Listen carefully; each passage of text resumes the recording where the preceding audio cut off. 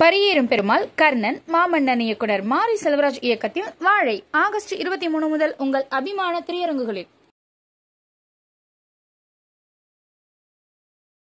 சத்யராஜ், சீதா மற்றும் ரேகா நடிப்பில் அழகான காதல் கதை hot star specials my perfect husband August 16 முதல் உங்கள் டிஸ்னி பிளஸ் ஹாட் ஸ்டாரில். ரகு தாத்தா, கீர்த்தி சுரேஷ், ரவீந்திர விஜய், எம்.எஸ். பாஸ்கர் அப்படின்ட்டு நிறைய ஒரு பட்டாளமே நடிச்சிருக்கிற ஒரு படம். ஒரு அளவான சின்ன ஒரு படங்க. நம்ம கேஜிஎஃப் ப்ரொடியூசர்ஸ் எல்லாம் வந்து ப்ரொடக்ஷன் பண்ணியிருக்காங்க. சொல்கிற மெசேஜ் ரொம்ப சிம்பிள்.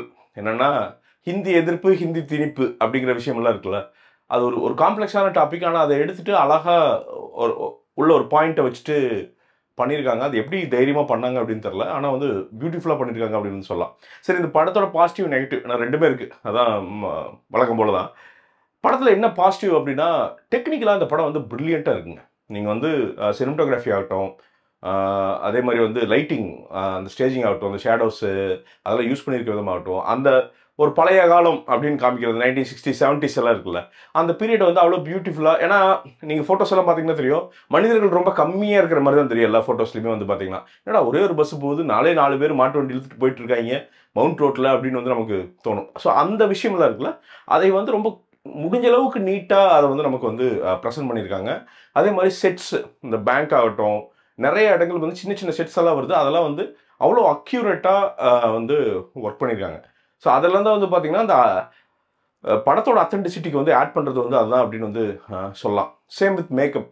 ரொம்ப சிம்பிளான விஷயங்கள் தான். மேக்கப்பு, காஸ்டியூம் இதெல்லாம் வந்து பார்த்திங்கன்னா சிம்பிள் சின்ன சின்ன விஷயங்கள் தான். ஆனால் அது வந்து சூப்பராக கீர்த்தி சுரேஷ்க்கு மேக்கப்லாம் வந்து பார்த்திங்கன்னா அவ்வளோ அந்த கண்மையெல்லாம் போட்டு ஒரு மாதிரி பயங்கரமாக பண்ணி வச்சுருக்காங்க.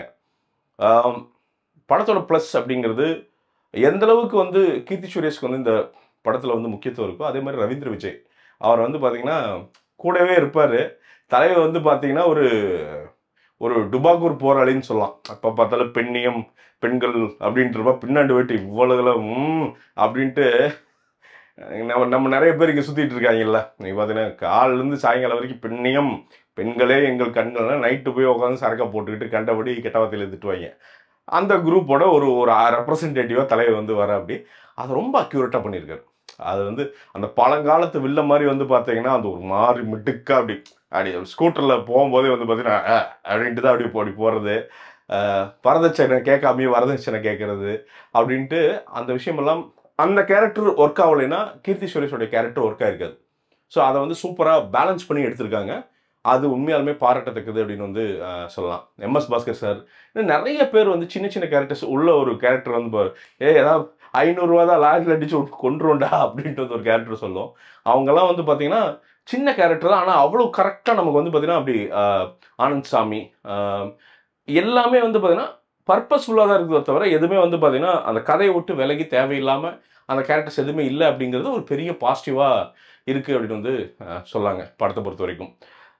ஸோ எடுத்துக்கிற கருத்து, சொல்கிற வர கருத்து அப்படிங்கிறது வந்து அதை வந்து எப்படின்னா ரொம்ப போட்டு நம்ம திணிக்காமல் அதில் இருக்கிற ரியாலிட்டி, அதாவது இவங்க வந்து என்னென்னா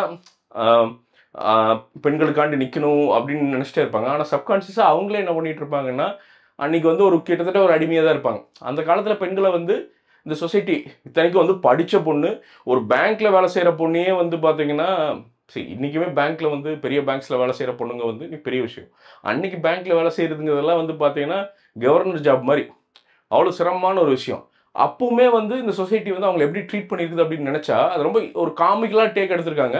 பட் நம்ம உள்ளே யோசிச்சு பார்த்தா அப்போது படித்து முதல் தலைமுறையாக படித்து வந்தாங்களே பெண்கள், அவங்கள என்ன சிரமப்பட்டிருப்பாங்க அப்படிங்கிறத வந்து நம்மளால் வந்து சப்கான்ஷியஸாக வந்து உணர முடியுது.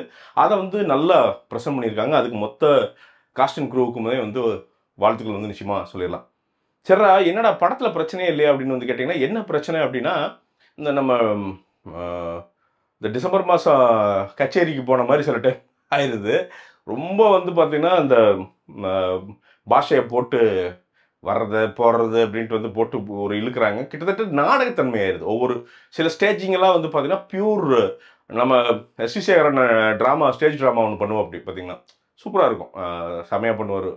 ஒரு காலத்தில் தமிழ்நாடு ஃபுல்லாக, இந்தியா ஃபுல்லாக போய் பண்ணிகிட்டு இருந்தார். இப்போ ஏன் அவ்வளோ சீக்கிரம் பண்ணுறதில்லன்னு தெரில. ஸோ அந்த மாதிரி அந்த ஸ்டேஜ் ட்ராமா ஃபீலிங் வந்து நிறைய இடங்கள்ல வந்து கொண்டு வந்துடுது படம். ஸோ அதுதான் இந்த படத்துடைய பிரச்சனை. உள்ளே போயிட்டு வெளில வர்றது இருக்குல்ல, நிறைய வந்து பார்த்தீங்கன்னா ஒரு மாதிரி நமக்கு எப்படி ஃபீல் ஆகுதுன்னா சப்கான்ஷியஸாக ரொம்ப ஒரு குறுகிய ஸ்பேஸ்க்குள்ளேயே அவங்க இருக்காங்களோ, செட் டு செட்டு அப்படி போகிறாங்களோ அப்படிங்கிற ஒரு சப்கான்ஷியஸாக ஒரு உணர்வு வந்து சில இடங்கள்ல ஏற்பட்டுருது அப்படின்னு வந்து தோணுது. அண்ட் இதே இன்னொன்று அந்த கம்மியாக ஆட்கள் இருக்கிறது அப்படிங்கிறது சில டைம் படத்துக்கு அகேன்ஸ்டாகவும் ஒர்க் ஆயிருது. பார்த்தீங்கன்னா 2 பேர் 3 பேர் தான் ஃப்ரேமில் இருக்காங்க, பேசுகிறாங்க. அப்படிங்கிறப்போ வந்து பார்த்தீங்கன்னா நம்ம வழக்கமாகவே அப்படின்னா கொஞ்சம் கூட்டத்தோட ஒரு 200 ஜூனியர் ஆர்டிஸ்ட் பின்னாடி போய் அதை பார்த்தே பழக்கப்பட்ட கண்களுக்கு வந்து பார்த்தீங்கன்னா திடீர்னு இது வேக்கண்ட்டாக தெரிகிற மாதிரி சில இடங்கள் வந்து தெரிஞ்சு அப்படின்னு சொல்லலாம். மியூசிக்கு சாண்ட்ரோடல் வந்து பார்த்தீங்கன்னா அப்படி அவருக்கு வந்து இந்த ரெட்ரோங்கிறது வந்து அவரோட தலைவனோட கைவந்த கலை. அதனால் இந்த பாட்டாகட்டும் பிஜிஎம் ஆகட்டும் அப்படி ஜாலி பண்ணி எடுத்திருக்காரு அப்படின்னு வந்து சொல்லலாம். மனுஷன் என்னென்னமோ அந்த பல இன்ஸ்ட்ருமெண்ட்லாம் யூஸ் பண்ணிட்டு அப்படி அவர் பாட்டுக்கு ஒரு தனி கச்சேரி அங்கே நடத்திட்டு இருக்காரு சொல்லலாம். ஐ மீன் நல்லா வேலை செஞ்சுருக்காருங்க, செமையாக வேலை செஞ்சுருக்காருன்னு சொல்லலாம். எடிட்டிங் நல்லா இருக்குது. இன்னும் கொஞ்சம் சரி, அது வந்து என்ன ஐ திங்க் டேரக்டர்ஸ் இன்புட் அப்படின்னு சொல்லலாம். சில இடங்கள்ல இதெல்லாம் தேவையே இல்லை, வெட்டி வீசியிருக்கலாமே அப்படின்னு சொல்கிற இடங்கள் வந்து நிறையா இருந்தது. இன்னும் கொஞ்சம் கிறிஸ்பாக பண்ணியிருக்கலாமே அப்படிங்கிற இடங்கள் வந்து நிறையா இருந்துச்சு அப்படின்னு சொல்லலாம். ஸோ அது ஒரு பிரச்சனையாக வந்து இருந்தது.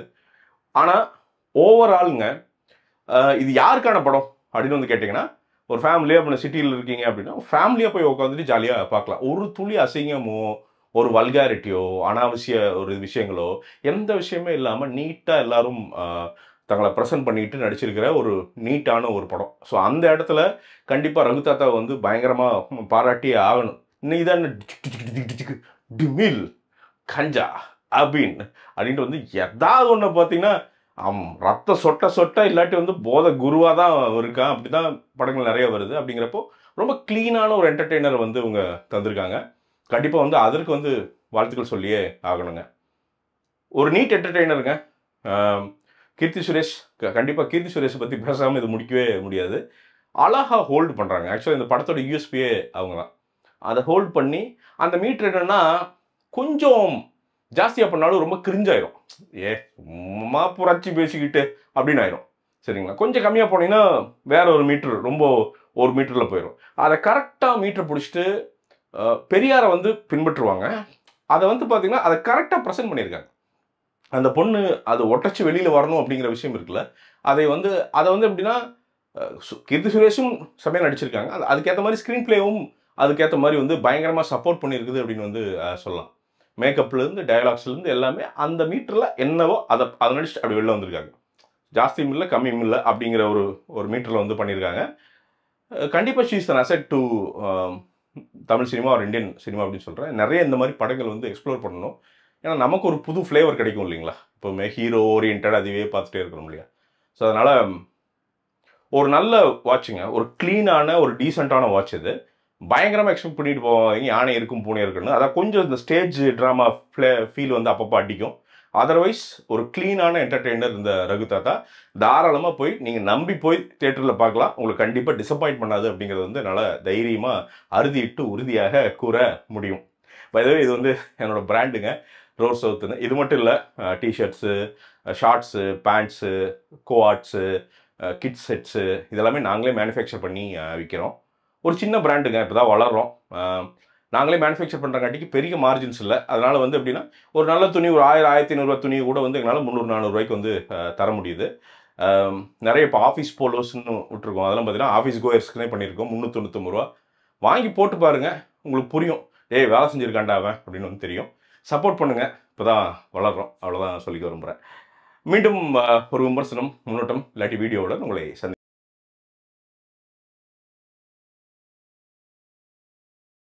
பரியேறும் பெருமாள் கர்ணன் மாமன்னன் இயக்குனர் மாரி செல்வராஜ் இயக்கத்தில் வாழை ஆகஸ்ட் 23 முதல் உங்கள் அபிமான திரையரங்குகளில்.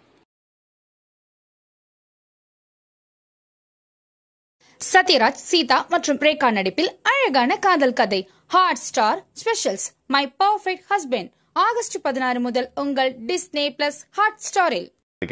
நன்றி, வணக்கம்.